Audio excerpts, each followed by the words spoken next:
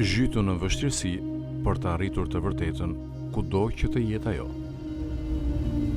Me këtë thënie, Imam Aliu po nxit myslimanët që të kërkojnë në mënyrë aktive të vërtetën, edhe nëse ajo nuk kupton përballjen me vështirësitë dhe sfidat gjatë rrugës.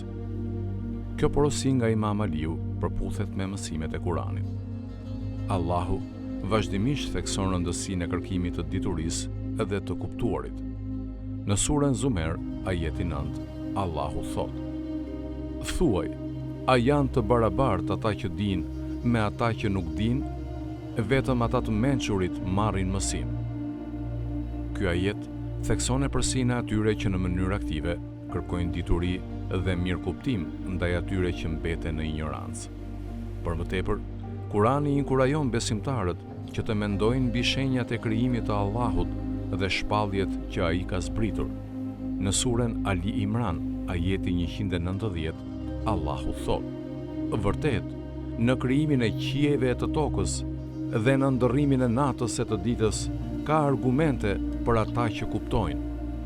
Ky ajet thekson nevojën që muslimanët të vëzhgojnë dhe të meditojnë mbi botën përreth tyre, duke kërkuar të vërtetën përmes përsiatjes dhe mendimit.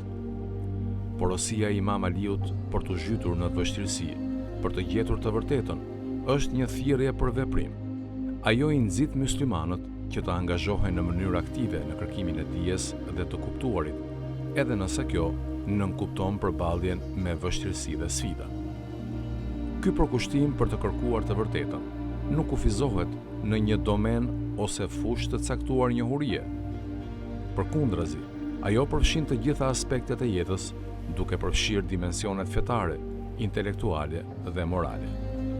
Duke i inkurajuar muslimanët që të përfaqësojnë vështirësitë në ndjekjen e së vërtetës, Imam Aliu po thekson rëndësinë e këmbguljes dhe vendosmërisë. Rruga drejt së vërtetës nuk është gjithmonë e lehtë dhe kërkon përkushtim dhe qëndrueshmëri. Megjithatë, shpërblimet e kërkimit të së vërtetës janë të pamasa. Ajo çon në zhvillimin personal dhe intelektual, si dhe një kuptim më të thellë të krijimit të Allahut dhe udhëzimit të tij.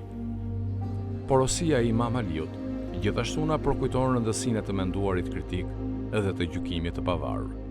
Pranimi verbërisht i informacionit, pa pyetur apo kërkuar prova, nuk është në përputhje me mësimet e Islamit.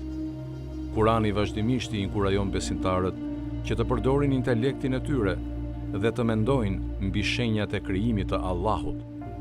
Si përfundim, thënia e Imam Aliut shërben si një përkujtesë e fuqishme për muslimanët që të kërkojnë në mënyrë aktive të vërtetën, edhe nëse kjo nuk kupton përballjen me vështirësi gjatë rrugës. Ajo përputhet me mësimet e Kuranit, i cili thekson rëndësinë e kërkimit të diturisë, mendimin mbi shenjat e krijimit të Allahut dhe përdorimin e të menduarit dhe gjykimit kritik. Duke u zhytur në ndjekjen e së vërtetës, ne mund të arrijmë një kuptim më të thellë të saj, besimit tonë dhe botës përreth nesh. Allahu na dhënë të forcë dhe urtësinë për të ndjekur udhëzimet e Imam Aliut dhe për të kërkuar të vërtetën në të gjitha aspektet e jetës sonë.